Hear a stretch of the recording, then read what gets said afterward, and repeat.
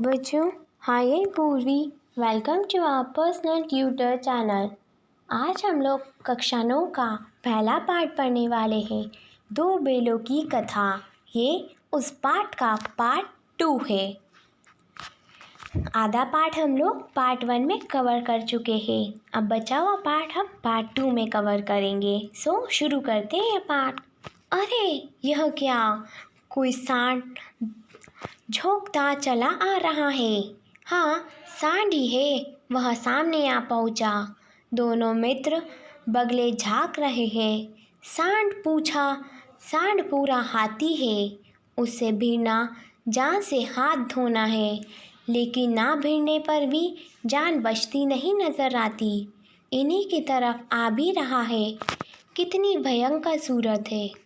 मोती ने मुख भाषा में कहा, बुरे फंसे, जान बचेगी, कोई उपाय सोचो।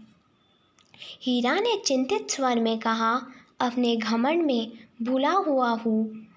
आरोस विनती ना सुनेगा, भाग क्यों ना चले।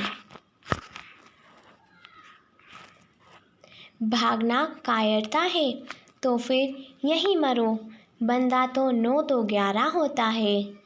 और जो दौड़िए तो फिर कोई उपाय सोचो जल्दी।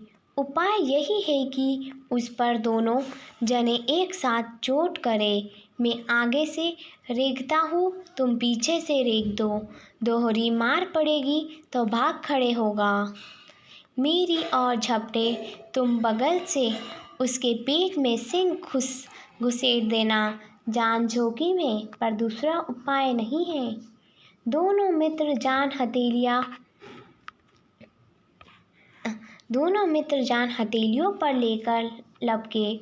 सांड को भी संगठित शत्रुओं से लड़ने का तजर्बा ना था। वह तो एक शत्रु से मल्लयुद्ध करने का आदी था।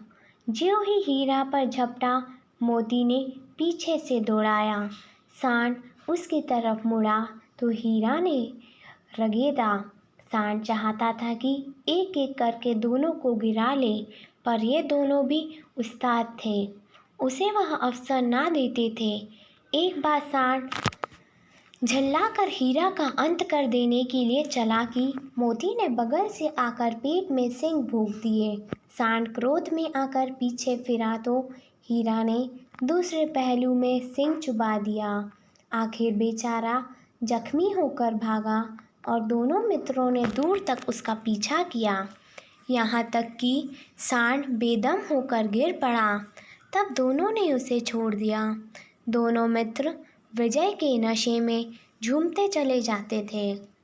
मोती ने अपनी सांकेतिक भाषा से कहा, मेरा जी तो चाहता था कि बच्चा को मार ही डालूं। हीरा ने तिरस्कार किया, गिरे हुए बेरी पर सिंह ना चलाना चाहिए। यह सब ढोंग है। बेरी को ऐसा मारना चाहिए कि फिर ना उठे। अब घर कैसे पहुँचेंगे वह सोचो। पहले कुछ खा ले तो सोचे। सामने मटर का खेत था ही। मोती उसमें घुस गया। हीरा मना करता रहा, पर उसने एक ना सुनी। अभी 2 ही 4 ग्रास खाए थे कि 2 आदमी लाठियाँ लिए दौड़ पड़े और दोनों मित्रों को घेर लिया। हीरा तो मेड़ पर था, निकल गया। मोती सींचे हुए खेत में था। उसके खुर कीचड़ में धंसने लगे, ना भाग सका। पकड़ लिया। हीरा ने देखा संगी संकट में है तो लौट पड़ा। फंसेंगे तो दोनों फंसेंगे। रखवालों ने उसे भी पकड़ लिया। प्रायःकाल दोनों मित्र कांजी हाउस में बंद कर दिए गए। अब चौथा पाठ। दोनों मित्रों को जीवन में पहली बार ऐसा साबिका पड़ा कि सारा दिन बीत गया और खाने को एक दिन का भी ना मिला। समझ ही में न आता था वह कैसा स्वामी है। इससे तो गया फिर भी अच्छा था। यहाँ कई भैंसें थी, कई बकरियाँ, कई घोड़े, कई गधे, पर किसी के सामने चारा ना था। सब जमीन पर मुर्दों की तरह पड़े थे। कई तो इतने कमज़ोर हो गए थे कि खड़े भी ना हो सकते थे। सारा दिन दोनों मित्र फाटक की ओर टकटकी लगाए ताकते रहे, पर कोई चारा लेकर आता ना दिखाई दिया। तब दोनों ने दीवार की नमकीन मिट्टी चाटनी शुरू की, पर इससे क्या तृप्ति होगी। रात को भी जब कुछ भोजन ना मिला तो हीरा के दिल में विद्रोह की ज्वाला दहक उठी। मोती से बोला, अब तो नहीं रह जाता मोती। मोती ने सिर लटकाए हुए जवाब दिया, मुझे तो मालूम होता है प्राण निकल रहे हैं।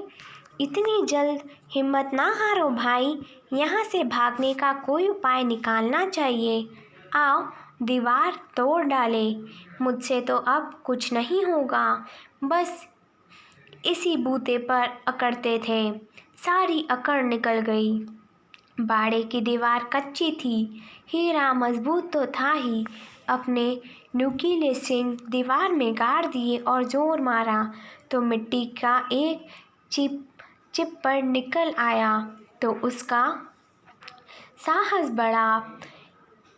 इसने दौड़ दौड़ कर दीवार पर चोटें की और हर चोट में थोड़ी थोड़ी मिट्टी गिरने लगा।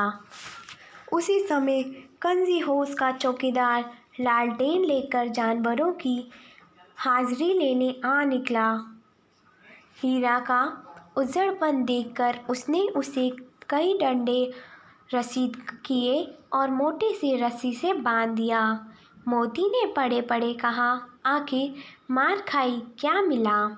अपने बूते भर जोर तो मार दिया, ऐसा जोर मारना किस काम का कि और बंधन में पड़ गए। जोर तो मारता ही जाऊंगा, चाहे कितने ही बंधन पड़ते जाए। जान से हाथ धोना पड़ेगा, कुछ परवाह नहीं, यूं भी तो मरना ही है। सोचो दीवार खुद जाती तो कितनी जानें बच जाती। इतने भाई यहाँ बंद है, किसी की देह में जान नहीं है। 2-4 दिन और यही हाल रहा तो सब मर जाएंगे। हाँ यह बात तो है। अच्छा लो तो लो, फिर मैं भी जोर लगाता हूँ। मोती ने भी दीवार में उसी जगह सिंग मारा। थोड़ी सी मिट्टी गिरी और फिर हिम्मत बढ़ी। फिर तो वह दीवार में सिंग लगाकर इस तरह जोर करने लगा मानो किसी प्रतिद्वंदी से लड़ रहा है। आखिर कोई 2 घंटे की जोर आजमाई के बाद दीवार ऊपर से लगभग एक हाथ गिर गई। उसने दूनी शक्ति से दूसरा धक्का मारा तो आधी दीवार गिर पड़ी। दीवार का गिरना था कि अधमरे से पड़े हुए सभी जानवर चेत उठे। तीनों घोड़ियाँ सरपट भाग निकली, फिर बकरियाँ निकली, इसके पास भैंसें भी खिसक गई, पर गधे अभी तक ज्यों के त्यों खड़े थे। हीरा ने पूछा, तुम दोनों क्यों नहीं भाग जाते। एक गधे ने कहा, जो कहीं फिर पकड़ लिए जाए तो क्या हर्ज है, अभी तो भागने का अवसर है। हमें तो डर लगता है, हम यहीं पड़े रहेंगे। आधी रात के ऊपर जा चुकी थी। दोनों गधे अभी तक खड़े सोच रहे थे कि भागे या ना भागे, और मोती अपने मित्र की रस्सी तोड़ने में लगा हुआ था। जब वह हार गया तो हीरा ने कहा, तुम जाओ, मुझे यहाँ पड़ा रहने दो, शायद कहीं भेंट हो जाए। मोती ने आंखों में आंसू लाकर कहा, तुम मुझे इतना स्वार्थी समझते हो हीरा। हम और तुम इतने दिनों तक साथ रहे, आज तुम विपत्ति में पड़ गए तो मैं तुम्हें छोड़कर अलग हो जाऊं। हीरा ने कहा, बहुत मार पड़ेगी, लोग समझ जाएंगे यह तुम्हारी शरारत है। मोती गर्व से बोला, जिस अपराध के लिए तुम्हारे गले में बंधन पड़ा, उसके लिए अगर तुम पर मार पड़े तो क्या चिंता। इतना तो हो ही गया कि 9-10 प्राणियों की जान बच गई, वे सब तो आशीर्वाद देंगे। यह कहते हुए मोती ने दोनों गधों को सींगों से मार मार कर बाड़े के बाहर निकाला और तब अपने बंधु के पास आकर सो रहा। भोर होते ही मुंशी और चौकीदार तथा अन्य कर्मचारियों में कैसी खलबली मची, इसके लिखने की जरूरत नहीं। बस इतना ही काफ़ी है कि मोती का खूब मरम्मत हुई और उसे भी मोटी रस्सी से बांध दिया गया। बच्चों, I hope you enjoy this video, and if you have any query related to this video or any topic of any subject, अगर आपको किसी भी सब्जेक्ट का कोई टॉपिक या कोई क्वेश्चन समझ में नहीं आ रहा है तो वो भी आप हमें कमेंट कर दीजिए, हम उस पर भी जल्द वीडियो बनाएंगे। पर अभी आपको अगर इस वीडियो में कोई भी डाउट हो इसके प्रश्न उत्तर में तो कमेंट करके बताएं। Thank you, have a nice day.